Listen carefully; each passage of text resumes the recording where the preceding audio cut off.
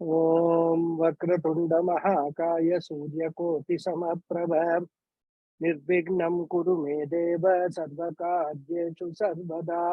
ओम श्री महागणपतये नमः।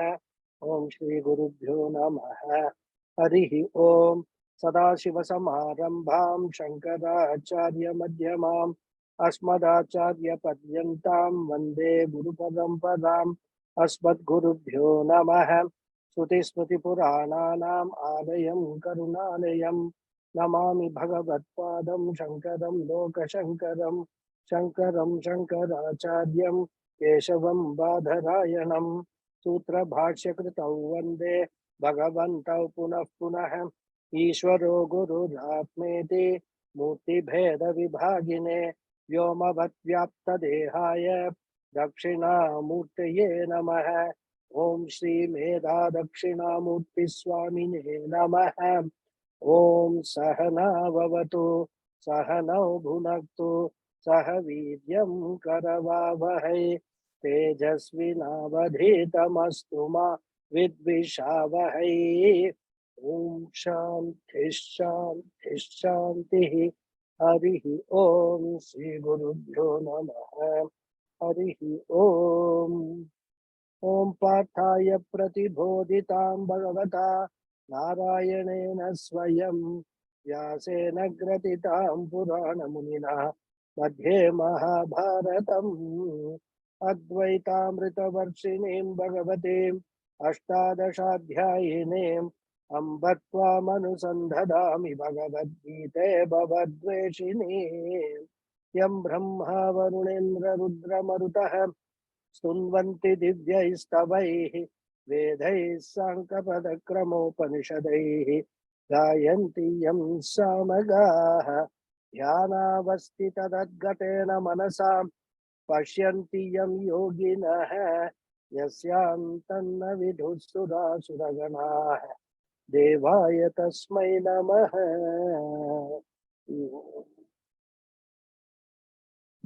So namaste once again everyone. Namaskaram Guruji. So, Namaskaram Guruji. Namaskaram. Bhagavan Krishna, after talking about Jnana Yoga in the verses 12 to 25, which is the direct means of liberation, is now talking about Karma Yoga, which is preparing the mind for Jnana Yoga. If a person's mind is prepared for Jnana Yoga, already prepared, he does not require Karma Yoga. Some of the Mahatmas that we have seen, they have already prepared their minds in their previous births. So they don't need to again redo the whole thing, and they take birth with a prepared mind, and that is why the Jnanam comes to them very easily. But if the mind is not prepared, a person has to go through Karma Yoga first. And of course, 99% of the people, or I can even say 99.99% of the people, the preparation is not there. Therefore, Jnana Yoga becomes very difficult for them, and Karma Yoga becomes compulsory. And Bhagavan also presented the qualities of a Karma Yogi as basically, he said, Vyavasayatmika Buddhi and Eka Buddhi. These are the basic qualities of a Karma Yogi. We will talk more about the qualities of a Karma Yogi. These are the basic requirements. Vyavasayatmika Buddhi, very clear in the mind what my life's goal is. And Eka Buddhi, focused mind.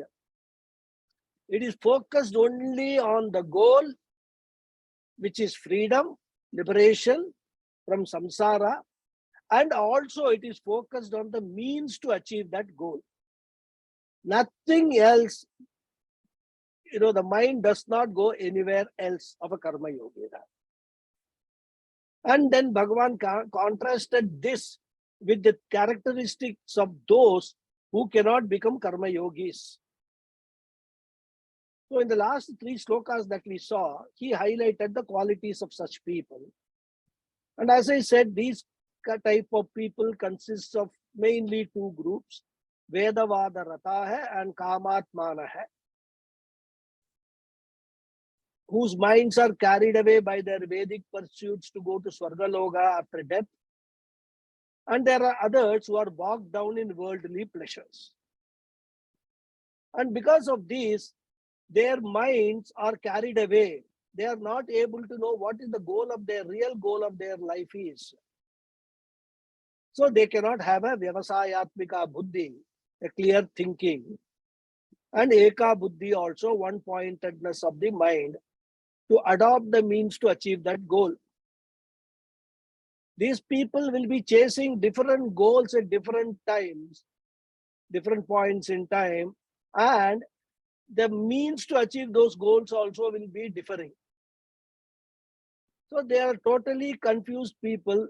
They may be thinking in their mind that they are actually enjoying their life and all that. But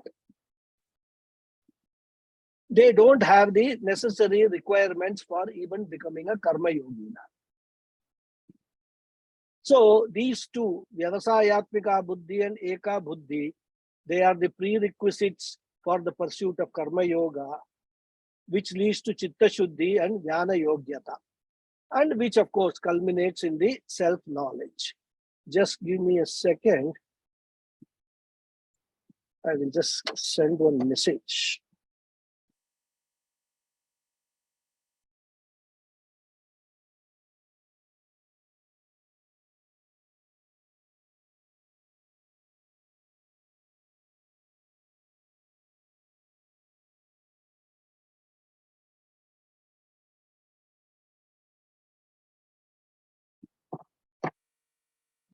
So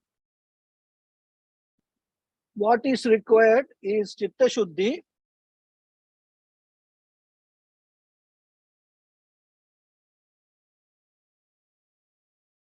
One second.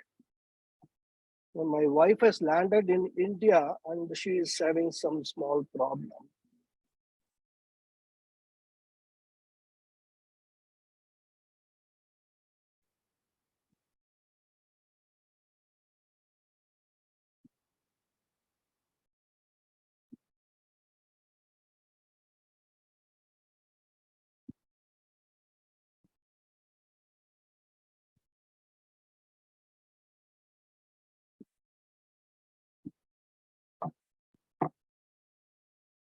Sorry.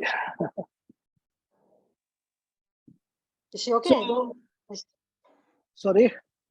Is she okay? Has Yeah, she yeah, ordered yeah. the- Only thing is, this she flew Emirates. So Emirates normally arrange for a drop at home from the airport. If you're traveling business class. So she is saying that I cannot find anybody here. What I can do sitting here in the US, she has to find her way out. Otherwise, she can take a cab and go home. What the big deal? So no problem. Anyhow, let's come back. So Chitta Shuddhi and Jnana Yogyata is what is required for the Jnanam. And for getting this, we require a Vyavasayatmika Buddhi and Eka Buddhi, which are the qualities a Karma Yogi should possess. Now, in the next sloka, Bhagavan Krishna is advising Arjuna what are the qualities that he should develop to become a Karma Yogi. What should be the agenda of a Karma Yogi?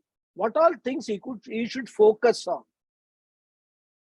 Basically, whatever he does, he needs to have a clear thinking about his goal, and he must also have a focused mind. These two are given. Without that, nothing can be done.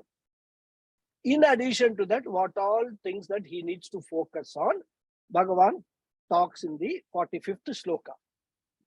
Traigunya Vishaya Vedaha Nistraigunyo Bhavarjuna Nirdvando Nitya Satvastaha Niryogakshema Atmavan. So the Anvaya for this sloka is, Hey Arjuna, Vedaha Traigunya Vishayaha. Tvam Bhava Nistraigunya Nirdwandaha Nitya Sattvastaha Niryogakshemaha Atmavan.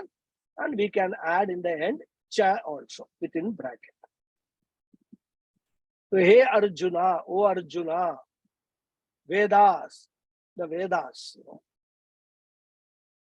basically referring to the Karma Kanda portion. Nistraigunya Vishayaha have their subject matter related to the three gunas. What are the three gunas? Sattva, Rajas, and Tamaguna. Tamoguna. Three gunas. Tvam, we can add Tvam here. Tvam Bhava. May you become Nistraigunya, one free from the desire of the world consisting of the three gunas, the threefold qualities you can call. Nitya Sattvastaha, one ever established in Sattva Guna. Nirdwandaha, one free from the hold of the pairs of opposites. Niryogakshemaha, one free from the anxiety for acquisition and preservation. Atmavan, one who is mindful and one who is a master of oneself. So he says, O Arjuna, the subject matter of the Vedas is related to the world which deal with three qualities or three gunas. May you be free from the desire of the world made up of these three gunas. May you be free from the hold of the pair of opposites. May you be ever established in Sattva Guna. May you be free from the anxieties of acquiring and protecting. And may you be the one who is a master of himself. So these are the prescriptions Bhagavan is giving. Important sloka. Who can become a karma yogi? So a karma yogi needs to understand this is what he has to start off. This is the personality of the karma yogi. What is the thinking pattern of a karma yogi stated here? What is the goal of a karma yogi? Initial goals. What is the attitude a karma yogi should have towards sense pleasures? All this is being said here. Adi Shankara in his Bhashyam, as I told you, Bhagavad Gita Bhashyam is one of the profound Bhashyams. One should study that Bhashyam, Adi Shankara's. You get a lot of insight into the entire Gita. So he prefaces his commentary to this verse by saying that for the people who are committed to enjoyments and power, for those who do not have Viveka Buddhi, the subject matter of the Vedas becomes Traigunya Vishaya. This is not the full definition of the Veda, which contains much more, including Vedanta. But for such people, what is Veda means? Veda is this. Veda only says, as I told in the last class also, Veda never, looks down upon sensory pleasures or materialistic acquisitions. The whole scheme of the Vedas is get or acquire what is required for your life, and also indulge in such sensory pleasures which are dharmic in nature.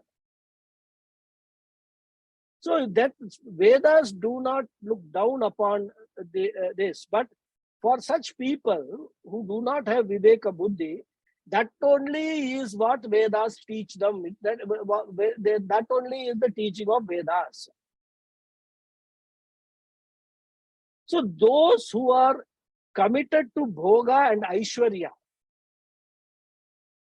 all scriptures will be Traigunya Vishaya alone. Because even otherwise also, But of course, even in the context of the scriptures, one usually looks for that only what one wants to see. I mean, it's like going to a hardware store in the US. They got the Home Depots and all that. You go into the store, there's so many hundreds and hundreds of things are there. But if you start looking what all things are there, you'll be wasting your time. You must have clear idea what is it that you want. Go into the store, look for that and come. So these people are like that. They don't bother. They don't go around, to understand what all they are in the Vedas. So scriptures provide, there are a number of topics and you look only for what you want. And the Vedas provide you with legitimate means for achieving various ends. So there are unknown means for known ends. There are known means for unknown ends. And there are unknown means for unknown ends also. For example, let us take heaven. Heaven is an unknown end. Because it is not directly known to us, we have never experienced heaven. Even when we talk of a rebirth, another janma, maybe a better birth, say earns punya and if you get a better birth, is also an unknown. It's an unknown end. But Shastra says that will be accomplished by a life of dharma. Dharma is a known means because what is right and wrong is not totally unknown to us. The Veda confirms what means are right and wrong,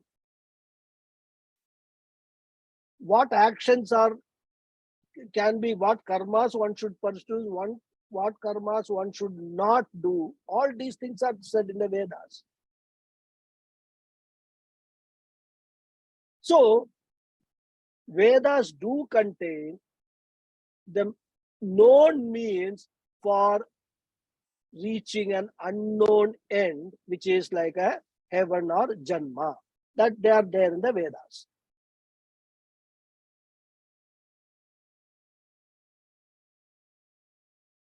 Before we come to the Vedas, we did not know that if I did the right thing, I would get punya. And by doing the right thing, I not only get the result right here, that is the drishta phala, but I also get the adrishta phala as punya as a later result. So in this way, the Veda talks about known means for gaining unknown ends. And it also talks about unknown means for known ends. Like having a child. There's a known end. A ritual is provided in the Vedas. Putra Kameshti Yagam has nothing to do with having a child and is only performed when all other known avenues are explored. So if after consulting the doctors and following their advice still there is no child, then there is definitely some obstacle, some pratibandhaka. The only way to remove that obstacle is through a prayer. Therefore, Veda gives a ritual which is a prayer. But it is not a general prayer. It's not a broad spectrum ritual. It's a specific ritual meant solely for having a child. Thus, we find that the Veda reveals a variety of means and ends, known and unknown to us, but all of them are meant for limited results. These are what the people committed to Bhoga and Aishwarya look for. For them, the Veda means only that part which relates to three gunas, sattva, rajas and tamas, trigunya vishaya, And Traigunya Vishaya Puja Swamiji converts or translate that as samsara. The entire samsara, our entire life is all these three good Traigunya Vishaya only. Sattva Guna will give us some happiness. Rajo Guna will give some result in agitation. Tamo Guna will give us dullness and sorrow. Thus, these three qualities are what give us enjoyment and sorrow, the sukha, dukkha experience. And what is samsara? Nothing but sukha, dukkha experience, and that which is within the fold of these three gunas. Therefore, in this verse, Krishna is advising Arjuna straight away not to be the one for whom samsara is the end, is the goal to be accomplished. He says, Nistraigunyo bhava. And Puja Swamiji says, in fact, if you think about it, samsara cannot be an end to be accomplished because we are already in samsara. When you have already accomplished it, why again accomplish samsara? We are already within the fold of the three gunas. All that we are doing as spiritual seekers is we are seeking freedom from that. He says a drowning man does not require more water. He is already underwater. Similarly, we are all already up to our necks in the ocean of samsara. So, samsara cannot be an end to be achieved at any time. It can only be a situation to get out of. So, Krishna is as though telling Arjuna by these words, Nistraigunyo bhava, do not look into the Veda to find a better place in samsara. Do not go to the Vedas, seek the help of Vedas to better your samsara. Be a little discriminative. If you have come up to the Veda and yet you are trying to perpetuate your samsara, it is meaningless. So seek that portion of the Veda, seek that knowledge which is contained in the Veda, which will help you to find the real goal, which will tell you the means to escape from samsara. Therefore, may you become one for whom samsara is not there. Nistraigunyo bhava. And Adi Shankara, Bhashyakara, explains how to become Nistraigunyo. Because it is easy to say Nistraigunyo bhava. But how to become is very important. Adi Shankara says, Nishkamaha bhava. May you reduce those activities which are meant only for arthakama. Or in the language that we have seen in the last couple of classes, reduce kamya karmas, reduce rajasa and tamasa karmas. Let there be an increase in sattvika karmas. Therefore, what should a karma yogi do? A karma yogi are all of us we are now trying to understand what we should do to become a karma yogi. We should not be enamored by or overwhelmed by such material pressures mentioned in the Vedas. Vedas give so many prayers for so many material achievements. As I said, all artha, kama, purusharthas, Vedas have got, they will tell you the means. You do this puja, you will get this. Of course, those kamya karmas which are there, they have their role.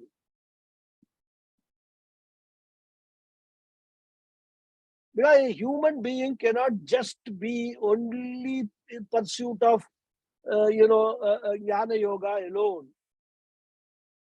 As we are born with a lot of desires. We are born with our past samskaras.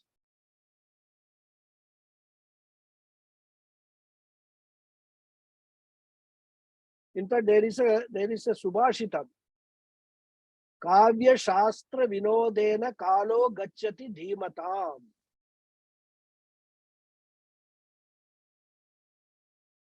So people know Kavya Shastra Vinodena. In our culture, there was a provision for entertainment. Music was there. Dance, drama, fiction, everything is there in our culture. All these are allowed. But what Vedas focus is whether all these are the primary thing in life or whether they should be subservient to some other higher goal. That's a question everybody has to ask. What is my primary goal and what are the secondary goals? For example, when we have our food like lunch or dinner, etc., there will be a main dish like rice or chapati, and there will be side dishes. Swami Paramarthananda gives a nice example, and it is, of course, mostly South Indians will understand this example. He gives the example of curd rice, which is a popular South Indian dish. So to eat curd rice, we use pickle because curd rice is bland. There's no taste in curd rice. So we use pickle. We require a little spice, Like we require to spice up our life, even eating, we want some spices. So there is no harm in having the pickle. But one should be very clear whether pickle is the side dish for curd rice or curd rice is the side dish for the pickle. If this priority is not clear, we will be in serious trouble if we go on swallowing the pickles. So similarly, Artha and Kama are approved, accepted Purusharthas. But life cannot be dedicated totally to their pursuit alone. Therefore, we should constantly remember Dharma and Moksha are Mukhyam. They are the main goals of life should be. Because Dharma propels inward growth, inner health, the mental health. And Moksha gives us the spiritual freedom. Therefore, what should be one's goal in life? Inner growth leading to spiritual freedom should be the primary goal. And therefore, Nistray Gunyo Bhava, transcend the lower goals, says Bhagavan to Arjuna. And through Arjuna, to all of us also.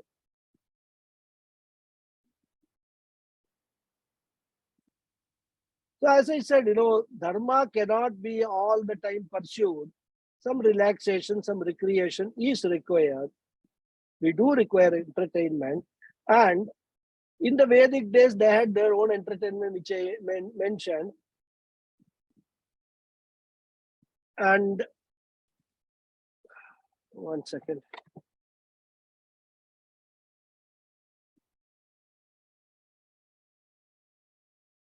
I'm sorry today.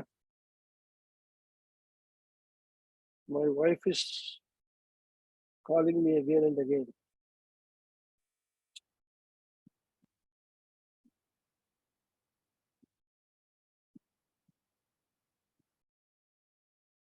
So in the Vedic days, they had their own entertainment. These days, we have got modern entertainment.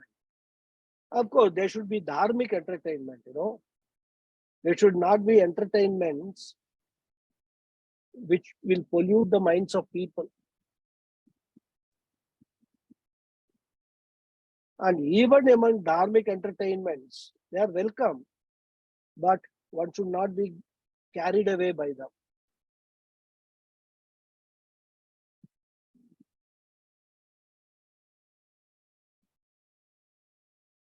So one should not get addicted to entertainment alone. Sometimes, this is what happens. We buy a TV and we say we are buying it for entertainment. We have children in the house. and children will the first one to start using for what? Cartoon Network. The parents would complain because the children are in front of the TV all the time, except when they are sleeping. Even while eating, they are watching TV. And in many occasions, the parents have to intervene and close the TV. Well, it's a different matter if the parents close the Cartoon Network to watch their own soap operas. That's a different. But generally, we find the parents are wise. They know that Cartoon Network and entertainment are important for the children, but their main focus should be on what? Studies, going out and playing, physical activity, not just sitting before the TV. Because the child does not know all these things, whether Cartoon Network is important or studies are important, etc., for the future. For them, the Cartoon Networks are fun, but studies are boring. So here what Krishna is subtly pointing out is why only children, even grown-up people themselves are not clear what is important for their life. Whether money and pleasures alone are important, or Gita study, dharma, puja, prayer, dhyanam, etc. should be more important. Therefore, he tells Arjuna, Nishpragunyo bhava, means nishkamo bhava. Do not give undue importance to arthakama fulfillment. They should not be priorities. Let arthakama be subservient to dharma and moksha. And this is the first advice Bhagawad is giving. Excuse me.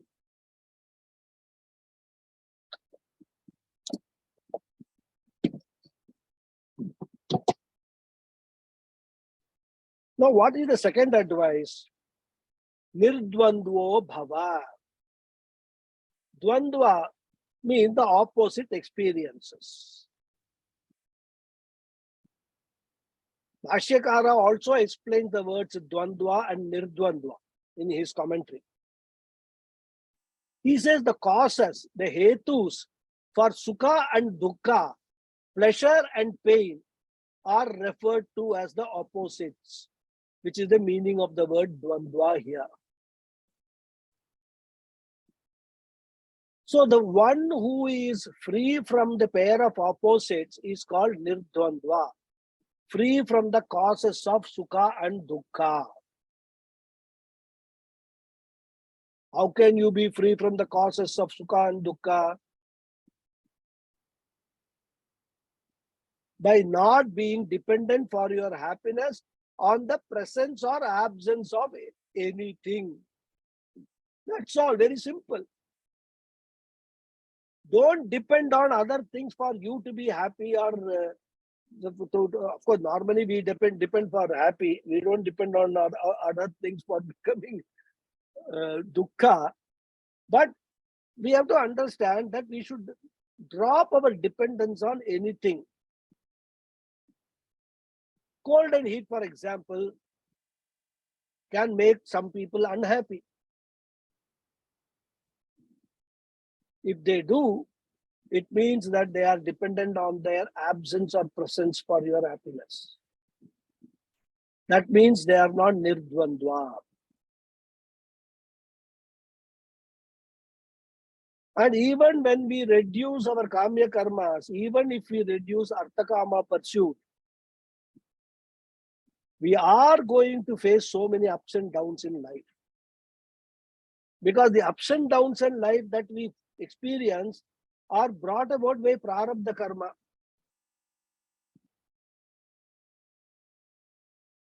Past karmas that we have done, whether we invite or not, whether we work for it or not, we are going, they will come to us and we will go through ups and downs in life.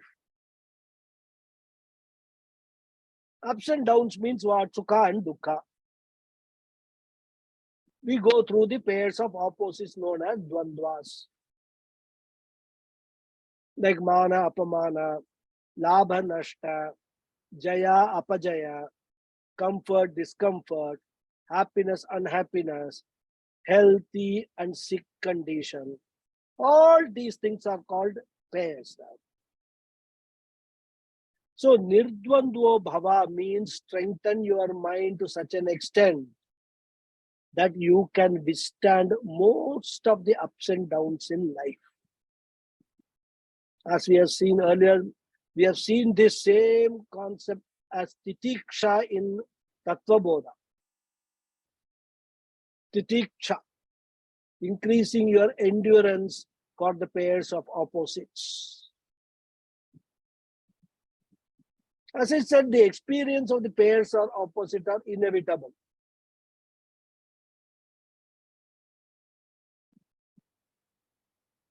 That is why this sukha, dukkha, everything occurs in the mind. Mind is the seat where all these emotions of sukha and dukkha take place. And that is why we must focus on the mind and to strengthen the mind. Because if we do not strengthen the mind, even a small pinprick, a small problem will cause us pain, and we will look for remedial measures, mostly in the Shastra called Parihara Karmani or Prayaschitta Karmani. So the moment consistently things go wrong, we will catch hold of an astrologer or a Vastu Shastri. That also is becoming very popular now. It is very popular.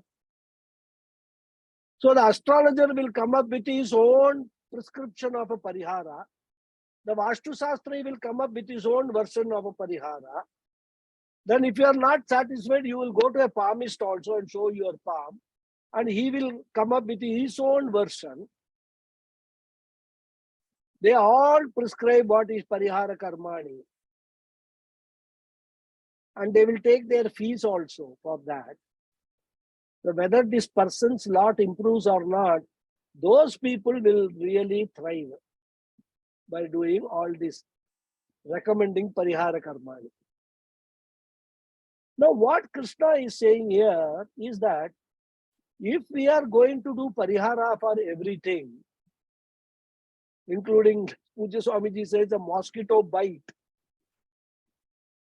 then your full life will be full of parihara karmani only because there are so many adharmic karmas we have done in the past, so many lives. For all that papa karmas, we will be visited by all these pairs of opposites. Ups and downs will be there. So if we go on doing pariharams for all that, there won't be much time to do anything else. Therefore, what Krishna is advising Arjuna is, in case of very important things, you may do pariharam, but nirdvando bhava, learn to strengthen your personality to accept minor difficulties.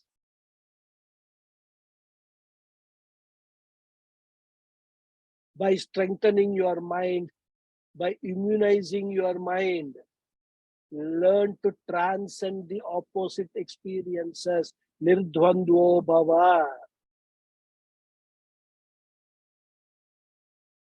Learn to accept the pairs of opposites. Unless, of course, it is too grave and extreme that I cannot do anything about it. No pariharam. I can't pursue anything. I can't even pursue even moksha. So there also, we have to have a emotional balance. Accept the situation.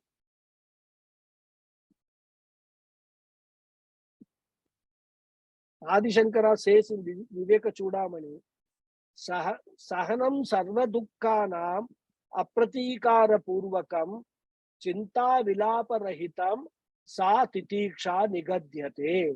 He very beautifully explains what titiksha means. Titiksha or forbearance is the capacity to bear all afflictions and pains without caring to redress them, and at the same time being free from any anxiety or being free from grief on their score. So don't go around when you have problem, don't go around try to find redressal for that problem. Understand this problem has come to you only because of your past karmas. Don't waste your time on all these astrologers, palmists and all that.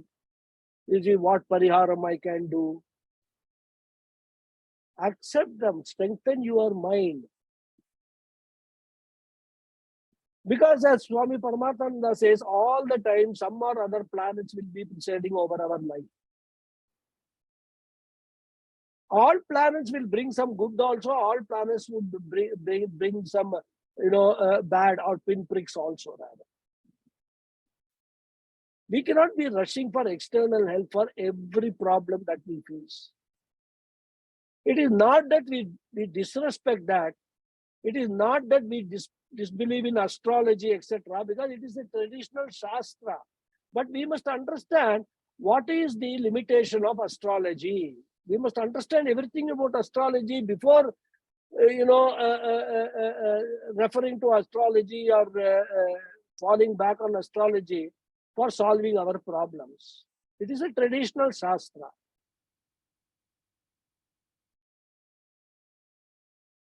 But it is not a medicine for each and every problem that we face in life. Even doctors do not prescribe medicine for each and every ailment rather.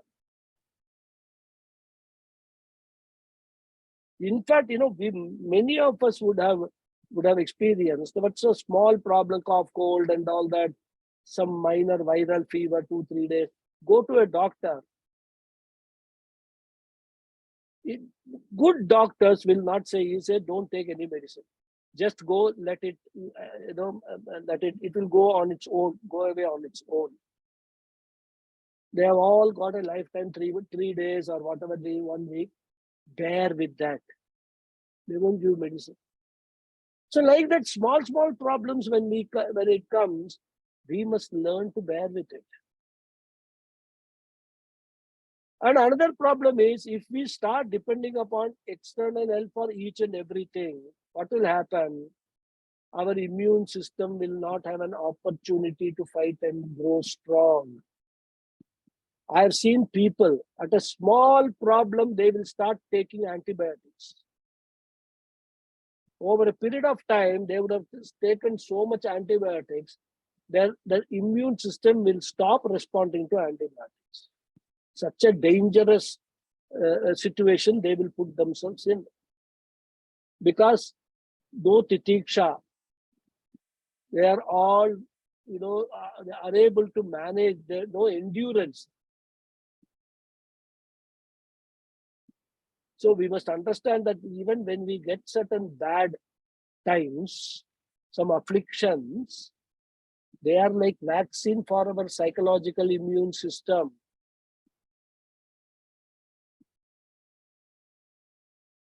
So learning to face whatever trouble comes is called nirdvandvo bhava. Try to maintain equanimity. Do not dissipate your energy in kamya karmas and prayaschitta karmas. In fact, if you look at it, the whole principle of karma yoga is what? It is conserving the mental energy. Therefore, nirdvandvo bhava. And if you have to withstand all these things, you require another important quality to be developed or a guideline to be followed.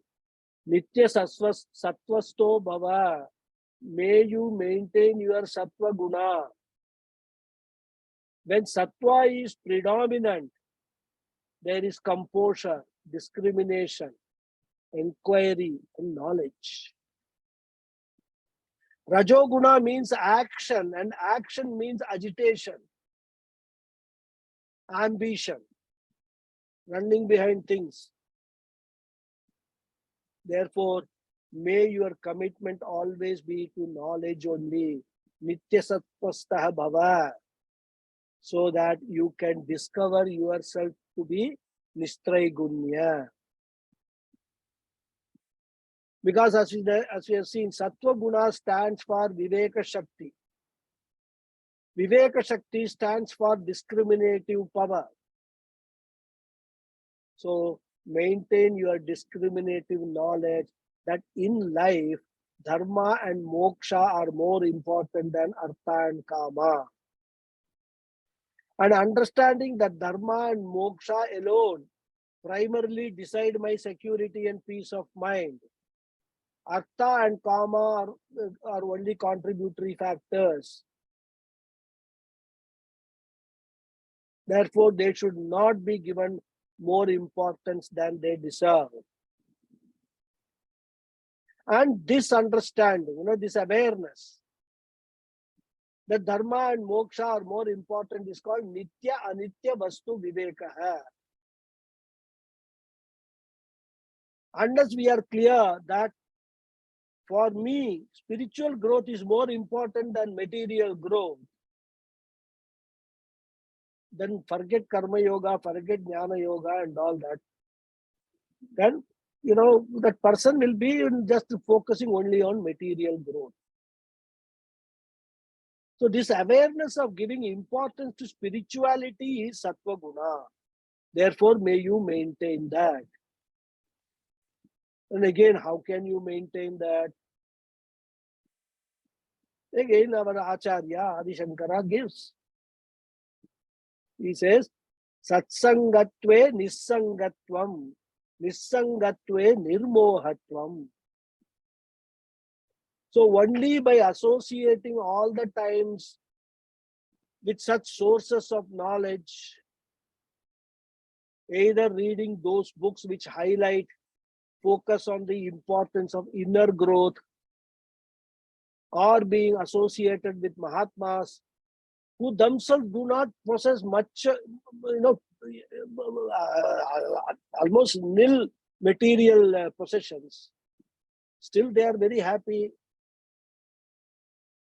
Or being associated friends who value spirituality more than other things. All these are all called satsanga. So reading sacred books, mingling with sacred people, mingling with seekers who are of the same, same attitude, same pursuit, be in their company. That's why ashram, gurukulam are all very best places for satsanga.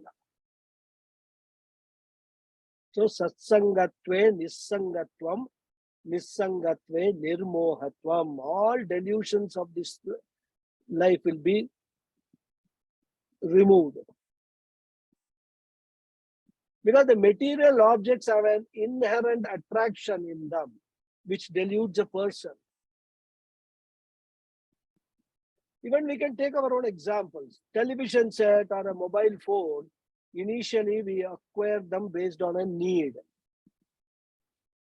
But when we start using them over a period of time, they become objects of addiction and we become slaves to them.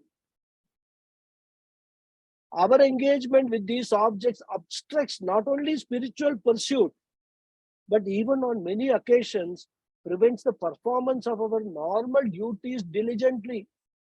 Early morning, I've seen people getting up, the first thing they do is look at the mobile phone and what messages have come, and they will start doing tick, tick, tick, tick. They don't even brush the teeth also. So much of addiction. Even when in sleep, they think of mobile phone, messages coming, messages going. This shackle which we put on ourselves is moha. So breaking the sangha or association with these material objects is nissangatvam, which leads to nirmohatvam. And this can be achieved by what? Satsangatvam. So it is only when we move in the company of people who possess abundant sattva guna that we will gain the mental strength. We will be inspired by them. And we will come to appreciate that dharma and moksha are more important than artha-kama pursuits. Because we see around us, people who are happy without most of the things which we consider are inevitable. It is then that we realize that we too can be happy without all these gadgets, properties, wealth, etc. Therefore, satsanga is the best method of maintaining sattva guna. So, nitya sattvasto bhava, says Bhagawad. Then, niryoga kshema bhava. Adi Shankara also explained what the word niryoga kshema means. Gaining something that you do not have is called yoga. Something that is not with you, something that you want to accomplish, something that is desirable. That is yoga. Gaining, that is yoga. Kshema means having to protect what you have already gained. So say you do not have a job and you apply for one and then go for an interview. All this is done for the sake of getting the job. And therefore, here you are doing a yoga. When you gain that job, it is yoga. We say in Tamil, yoga madichirukku. Probably that expression has come from here only. Right? Once you have the job, it becomes another job to retain it. Rather. So the whole job of retaining a job is what is meant by kshema.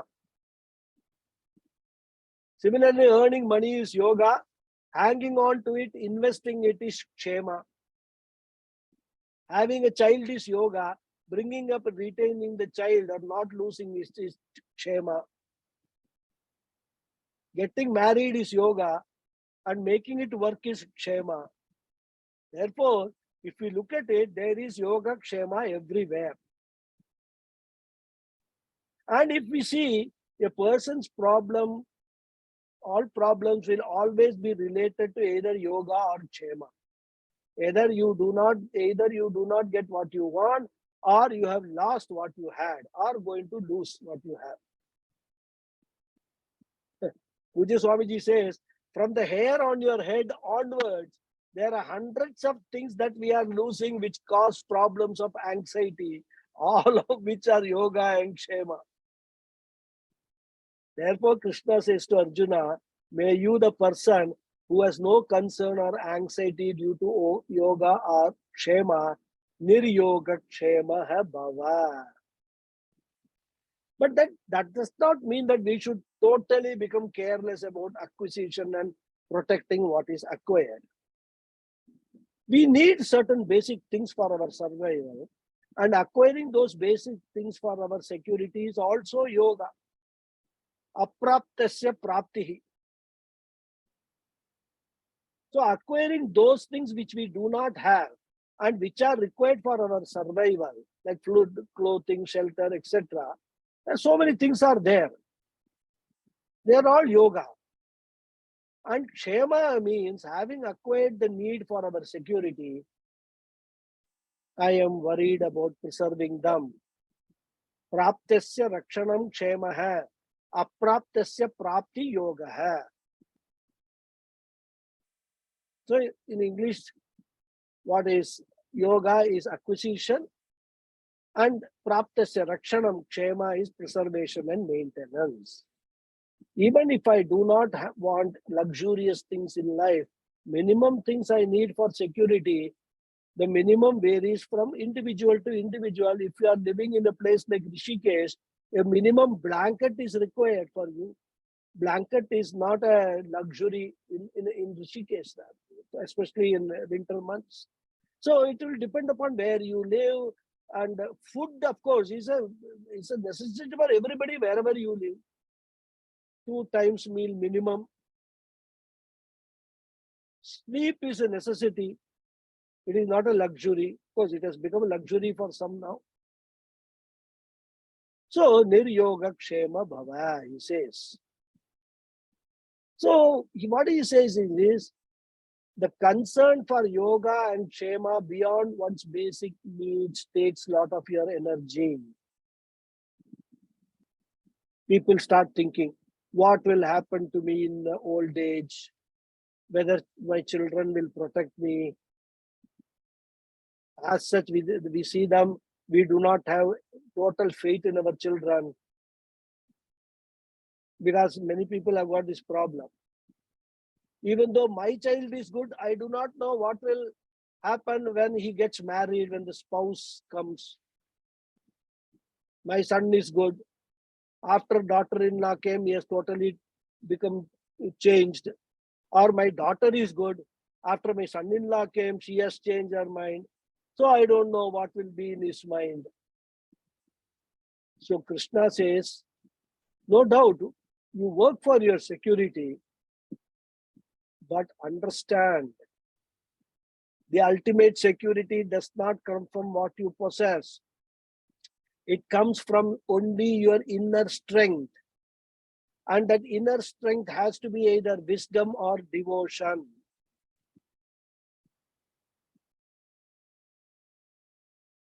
And until wisdom comes, devotion to the Lord and abidance in the knowledge of that the Lord is there to give me strength to face as He everything, we must understand that.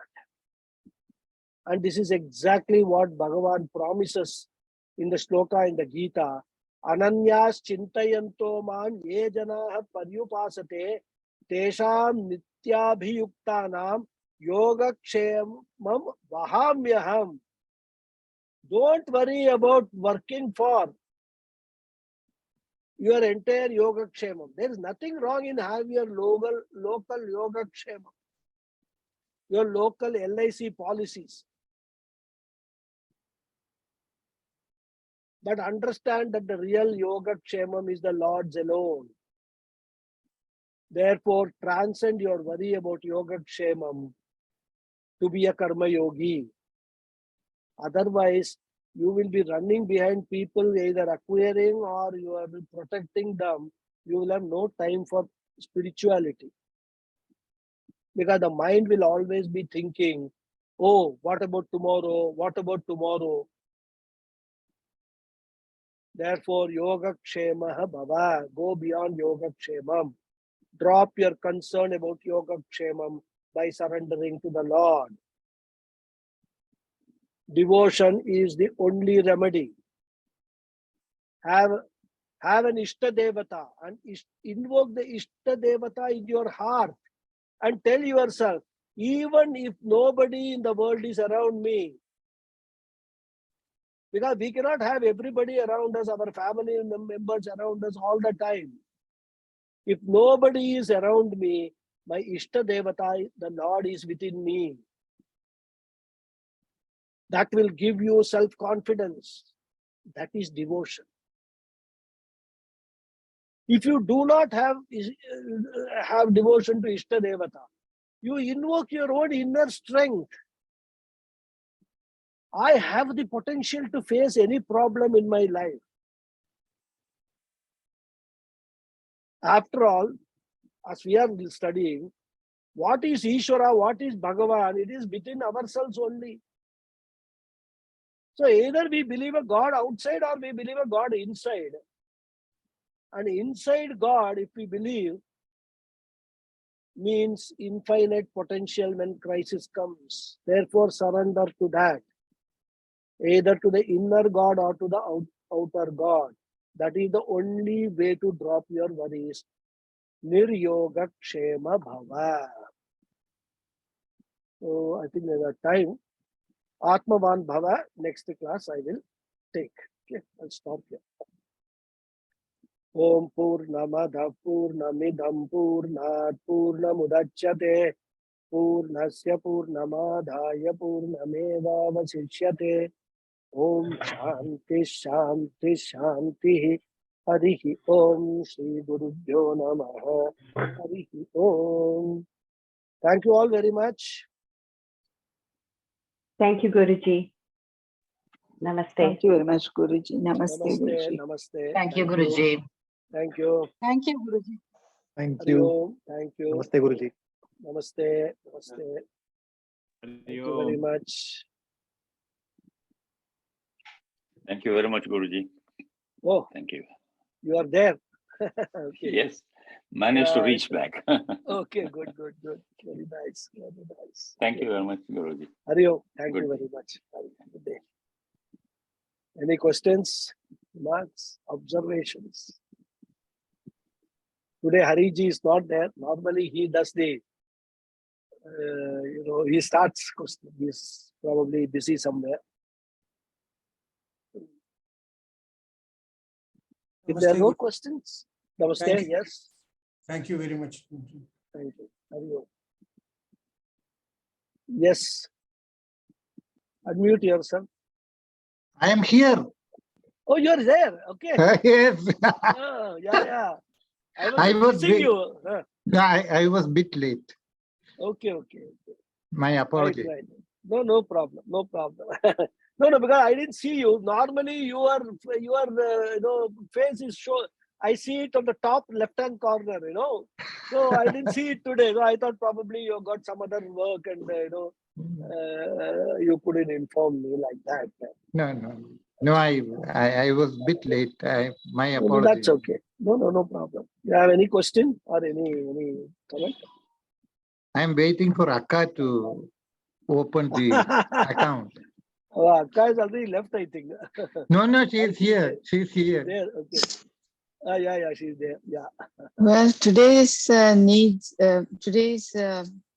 talk actually needs a lot of introspection, because the natural tendency is not to depend, but to try to fix things. Yeah. And your mind, especially if you are egocentric, and if it's not strong enough, then it tends to look for crutches to hold on to instead of depending on what is eternal. And that is the story of everyone's life, not only mine. Yeah, everyone's life is like that. So that is why all these advices are given. Because one may say, I am doing this, but I don't know what to do in order to get out of it, right? Now Bhagawad is saying these are the things that you have to do. They are not easy things. They are not like, very simple things like taking a tablet to remove your headache. It's not like that. You have to work for it, and you have to, first of all, that is why fixing this goal in life is very important. And your commitment to that goal also is equally important, because you may have a goal, but if you are not committed to that, then you will take it lightly. So it's only very few people who are able to do that. And it's not for everybody, but everybody can be given the teaching, everybody can be given the formula. But then it requires, and it's again something I should say. See, as you grow in life, as you become older and older, some of these things, the dependencies and all, naturally fall away. So what happens is that becomes, for example, people like us, it becomes a very ideal situation for us to actually start seriously practicing all these things. It is only when we do not keep on, progressing in our life and we get stuck to a particular situation, then that all problems till the end of our life, we keep facing them. But if we are wise enough and take even little bit of this, I'm not saying that you must go to Jnana Yoga, read Upanishads and become a Jnani and all that. No. But there is a lot of joy, enjoyment in the journey itself, man. Provided you undertake the journey properly. For that also, clear-cut goals are required. This is what I'm going to do. Just look at all your possessions. Do I have enough possessions for me to live through my next 20 years, 25 years, 10 years, whatever is the life expectancy? If that is there, then why should you earn any more penny that you are doing? All time is available to you for doing all the spiritual growth. So these are all, as you said, matters of introspection, contemplation, facing what exactly you should do and go about doing it. When you start doing it, your family members may oppose it and they may feel inconvenient and things like that and all. You should say, don't depend on me. I will not depend on you for anything. I will be self-dependent. So I won't trouble you. You don't trouble me. Leave me alone. That is how we have to develop all these things, Dada. If we are in the family, it's surrounded by all pulls and pushes, then we will never get time nor the mind space for all these things. So No, Guruji, the family is not it's not the family. I am my own impediment. Correct. That's also there, your own impediment, because there are blockages in your thinking, so that you have to overcome that. If you understand that, you have to overcome that. Yeah, when you talked about the two tools, one was devotion and the other was to develop the strength, the inner strength. I forgot what you said about the first one. One was First devotion, one what is was the other one? See, if you don't, I said that Ishta Devata, if you have a Ishta Devata, see the Ishta Devata within yourself. Visualize the Ishta Devata in your heart, not in some idol or a photo.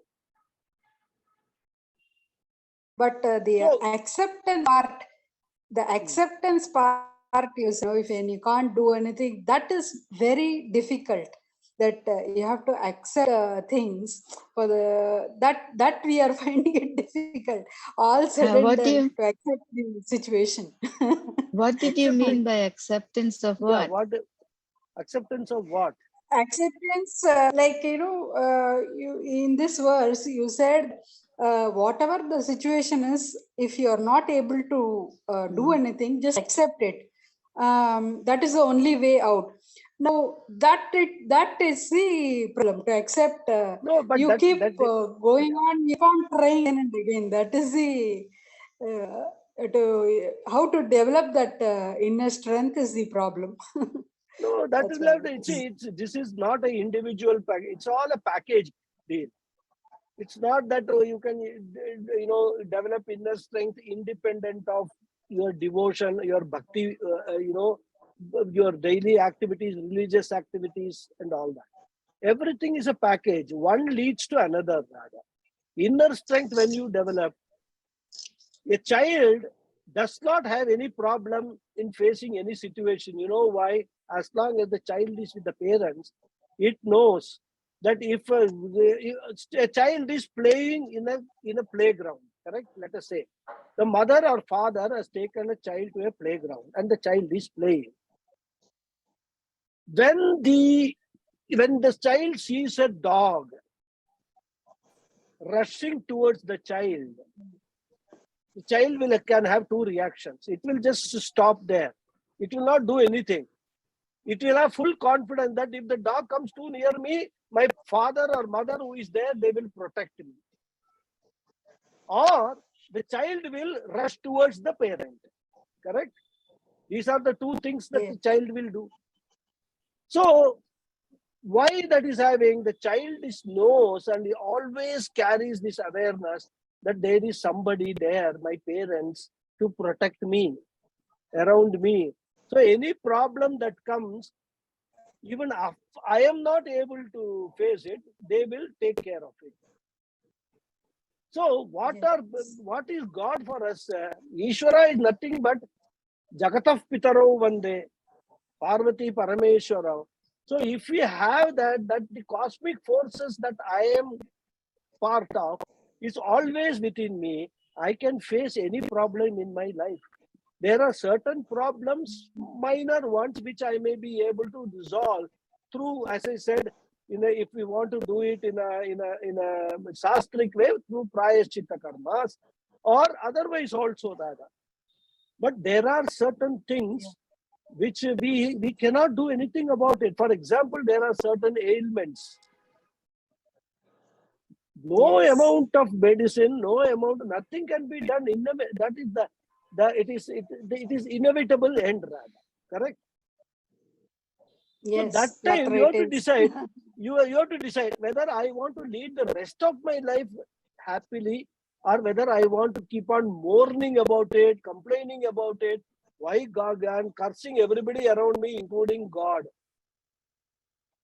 That problem has come to you if you first understand is because of your own past actions, either in this birth or in the previous birth. Then you should have to, if at all anybody you have to curse yourself only. Why did I do that?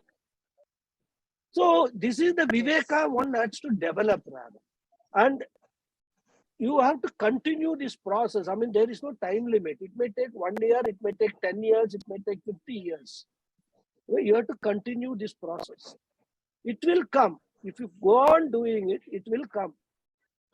But how consistently you do it is the question. So the acceptance is what? Yes. Acceptance gets reflected in endurance. You accept means what? You endure whatever is coming to you. Don't try to find solution for each and every problem that comes to you. That is how we have to strengthen our mind. Yes, Hariji. It's a long way to go. No, long way to go depending upon, because wherever you start, a journey is always useful.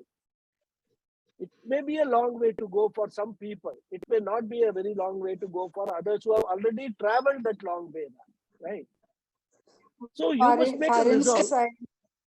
Sorry? For instance, I chant shloka every day, Lita Sahasranamam every day. If not every day, almost every day. But still, that mind is still wavering and restless, and Yes, will be there. still If you not worry getting about that the mind, peace. no, that's what the first point is. Stop worrying about mind being wavering. Mind wavering is the Yes. nature of the mind. You cannot do anything with that. Accept the mind wavering. That's the first acceptance that you should do.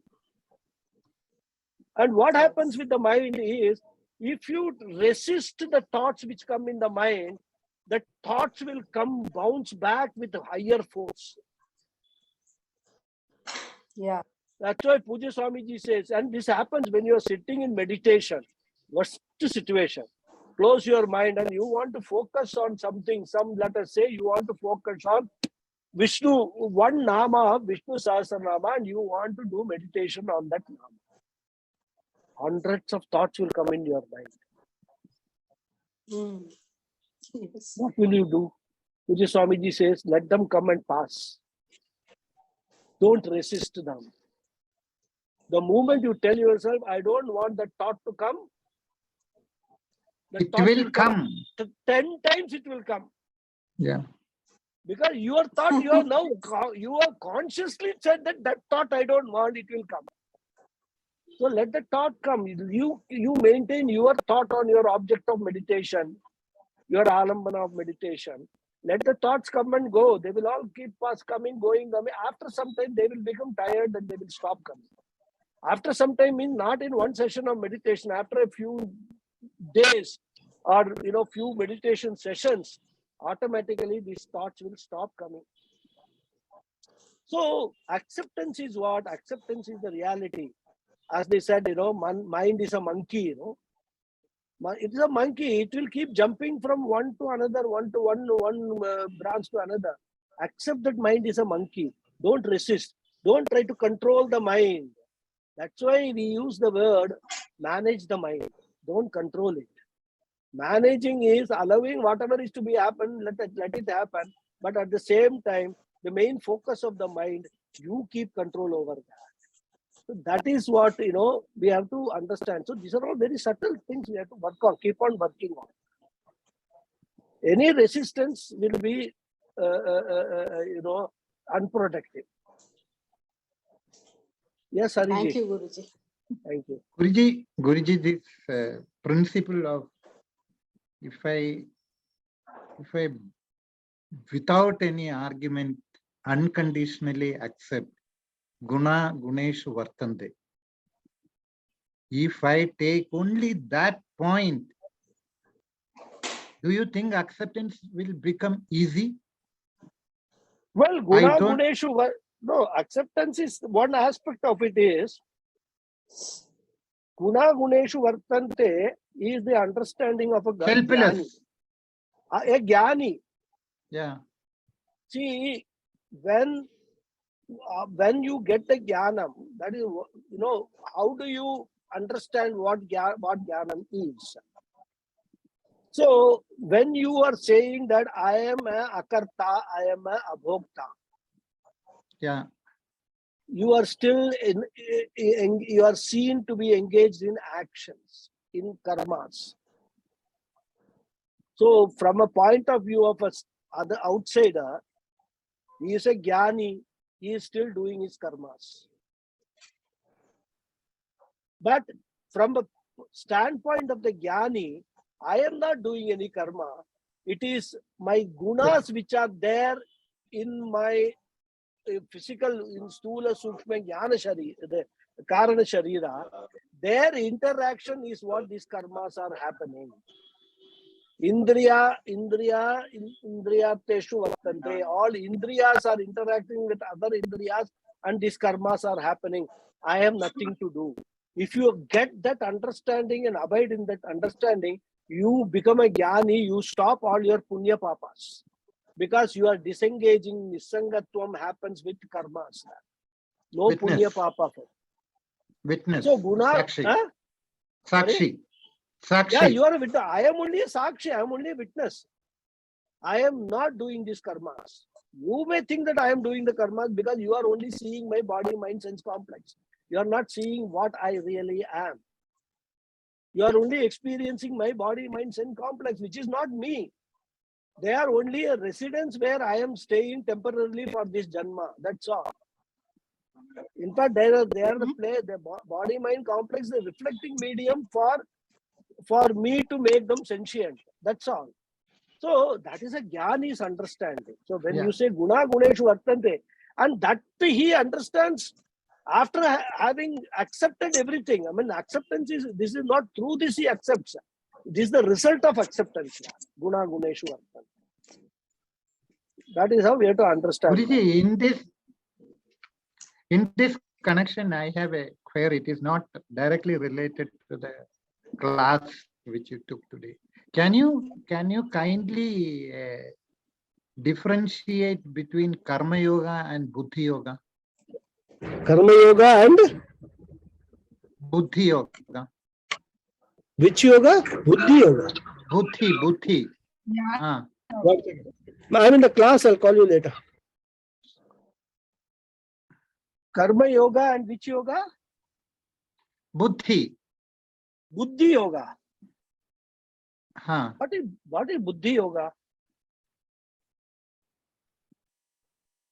That is that comes in chapter 10. It is Maybe we are having difficulty hearing you. How do you spell it? Budhi. Budhi. Yeah. What is Buddhi Yoga? Buddhi Yoga. What I know, I honestly speaking, I have not come across what is Buddhi Yoga. So I will have to check. I have to check up chapter 10 and say what exactly it is saying there. But chapter 10. It is more or less same as Karma Yoga only. When the first stage of Karma Yoga is Karma Yoga, but when it is on an advanced stage, it is called Buddhi Yoga. Anyway, okay, fine. Okay. Let me check it out. Because I'm not sure about. I don't want to say anything without going back to chapter 10 and saying what exactly is being said. Okay. It keeps coming in between, even chapter 5, 6 and all, it keeps coming. Do you have a reference to any specific shloka in these chapters, which I can look up and say what exactly? Yeah, I will. I will. Yeah, if you can do that, I will. Yeah, sure. Okay. I will WhatsApp you. Yeah, fine. No problem. Okay, any more questions? Namaskaram. Namaskaram. Just a comment, Guruji. from Yeah. what my wife was saying. What I normally do when the mind is fluttering is to become a sakshi and look at the mind. Then everything disappears. Yeah, that's true. Yeah. The mind at the end of the day is also one of the instruments, one of the 19 Sukshma Sharira components. So all Sukshma Sharira, if you start looking at it as a Sakshi, then all the problem disappear. But whether you are able to do that, looking at it as a Sakshi, it's a question mark. And if you are doing it, fine. I mean, you are already become a Jnani rather. That is the question. Yeah, sometimes it's not possible, but generally I'm able to do it. He is Yeah, able very to good. do it. I am not able to do it. That Maybe why. he is able to do it. Okay. You have to learn from him how he does it. That is good. Thank you, Very Guruji. good. Thank you, Guruji. Hariyo. Thank you. Thank you. So I'll close the session. Now we'll continue next class. Okay. Hariyo. It is verse 10 of chapter 10. 10 okay. 10 of chapter 10. I I'll will, look it up. yeah, 10. Yeah. 10 of chapter. I'll tell you, I'll clarify it in the next class. I'll check it up. Okay. Okay. Okay. Okay. Hariyo. Thank you all. Thank you very much.